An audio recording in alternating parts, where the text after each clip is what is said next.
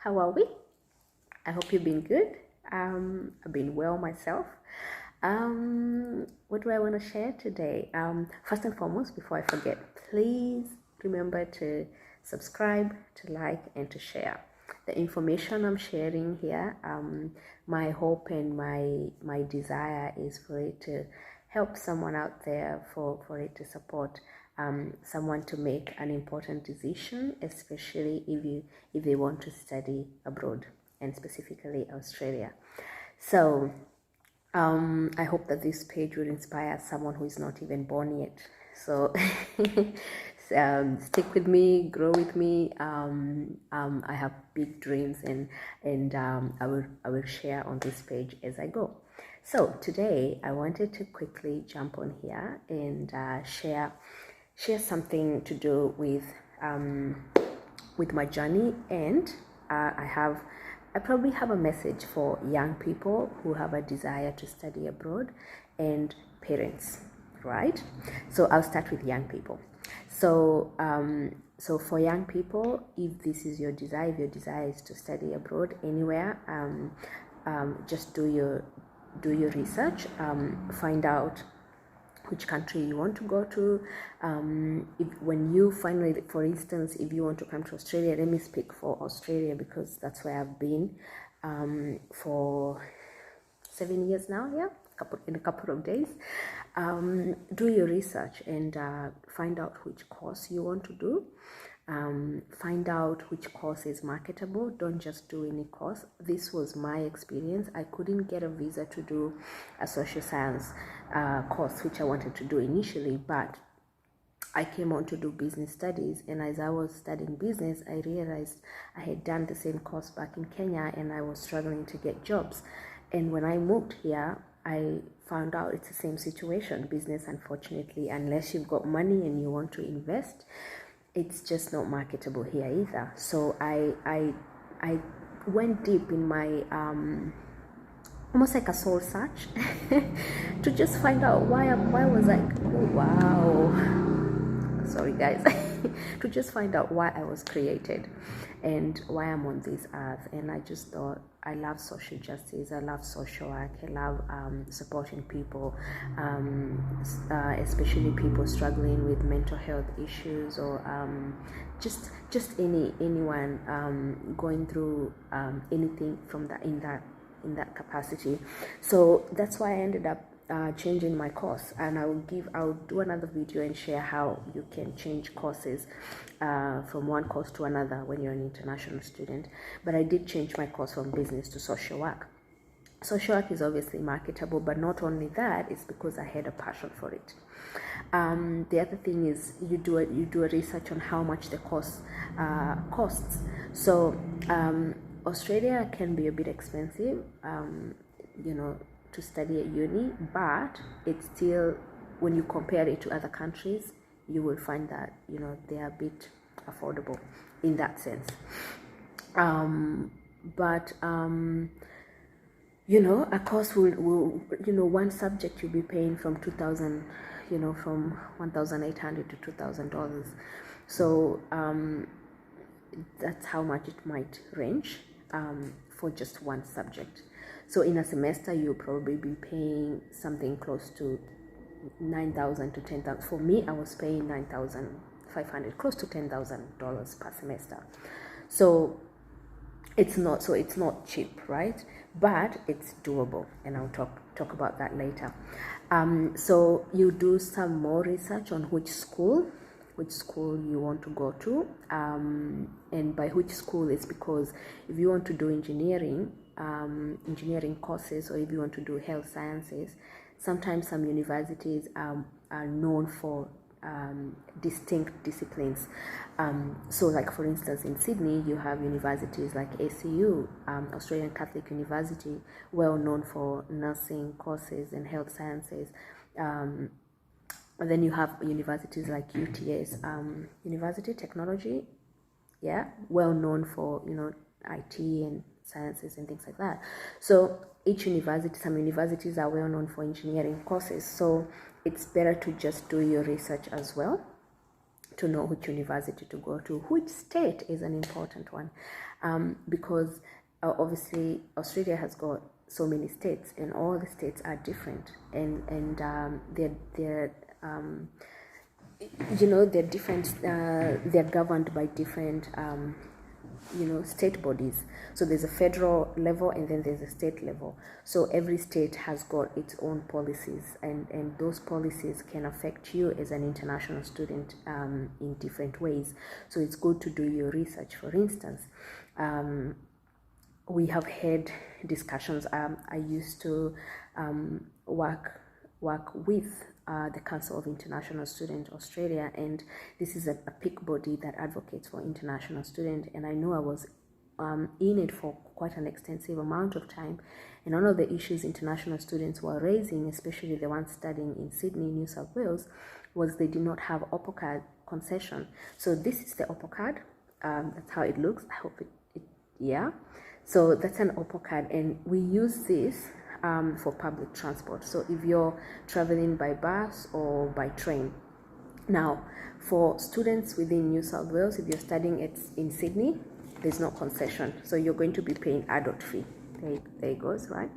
And it can be very expensive. So, but you have other states where they do have some type of concession. So whether you are a local student or international student, you don't pay the adult fee. So that's another thing I discovered when I was an international student, but way in that I could not even think of moving. Regional opportunities. Sometimes we don't know, coming from, like for myself, coming from Kenya, I did not know there were opportunities in regional Australia until I came here. But then it's another thing, because when you get here and you start finding your way, or meeting people, finding connections and networking, then you don't want to move, because you feel like you're now starting all over again, moving from the city to the regionals. So it's better to do research way before you move. The other thing is how quickly you adapt to the culture, because if you don't adapt to the culture, it will be much harder for you to get by in anything. So, just don't fear anybody. Just go about your business. Go speak to people. Volunteer. Put yourself out there, because that's how you will meet people who will get you to places where you actually want to be. But if you stay by yourself, or if you just stay with people from your community, you might not get exposed to everything else that is out there. So it's better to just be open to meet people from different cultures and learning from them and their way of being and their way of life. Mental health is a big thing. So I'll probably do another video completely separate to talk about mental health and mental health issues affecting international students. And nobody is spared. It doesn't matter who you are. You can go through mental health issues, because it's not an easy life, and it's also not easy to balance, especially when you're doing it for the first time. Balancing studying full-time as an international student and also having to work and trying to fit in social life, it's never an easy feat. So that can bring about other issues if you don't have the right support or the right mechanisms in place to support you. So it's not easy, but it's doable. Now, that's my take for the students, for the young people who may want to travel to Australia. For parents, this is what I would say. Money comes and goes. Don't look at money. Now, that is easier said than done, right? So the different types of international students. Now, for me, what I have observed and what I've seen is there are some students who come from well-to-do backgrounds, so their parents have got the money and they don't mind, and they want to use it to support their children's education. So those kids come here, or those young people come here, they don't never have to work, they never have to look for a job, they just study and they either stay or go back home. Everything is footed for them. But then you have other students who come and they are supported by their parents to some degree, but then they know very well their parents cannot be able to fund the entire fee, the entire course. So you come here and you have to work as hard, and I fall in that category. And my parents supported me as much as they can, and I'm so grateful to them that they never gave up on me.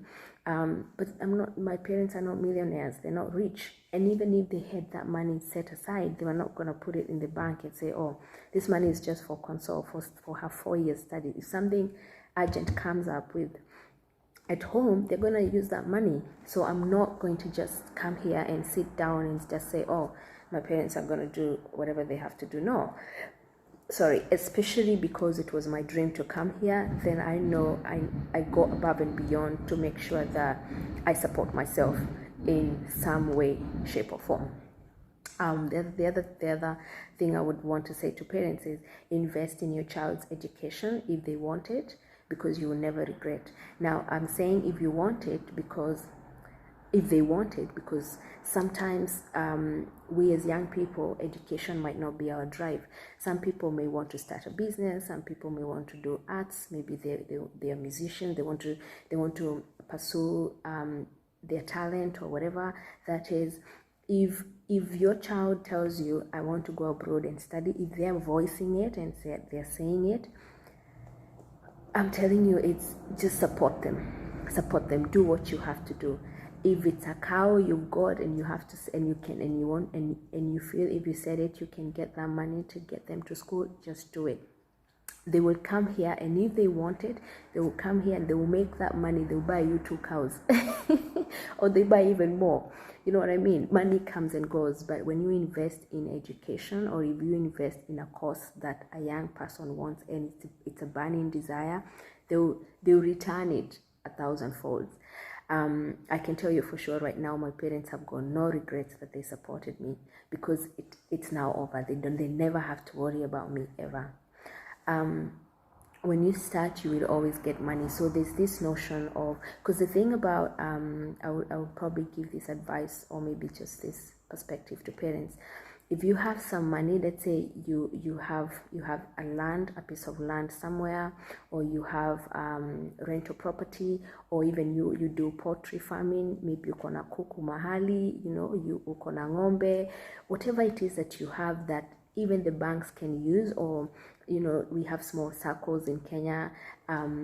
If you can give that as collateral, and if your child is serious and they really want to study, use that property or use that piece of land as security and get the money and support them. Because I can tell you for sure, the job I was doing in Kenya, and I will share this in another video as well. The job I was doing in Kenya before I came here, it was a bank. I was working in a bank, and the money I was earning per month.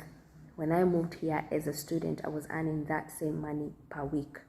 So when I tell you, if you sell 1 cow for 100,000, or Kenya shillings, or however much you sell them, this child, if they come here and they work as much as if they know what they want in life and they pursue it, they'll be able to buy you even 10 of those cows.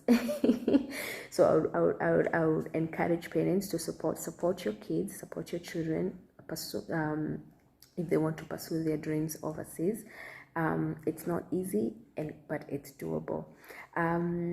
Next time I'll share more about on more things that you can think about, or you can plan ahead before you travel.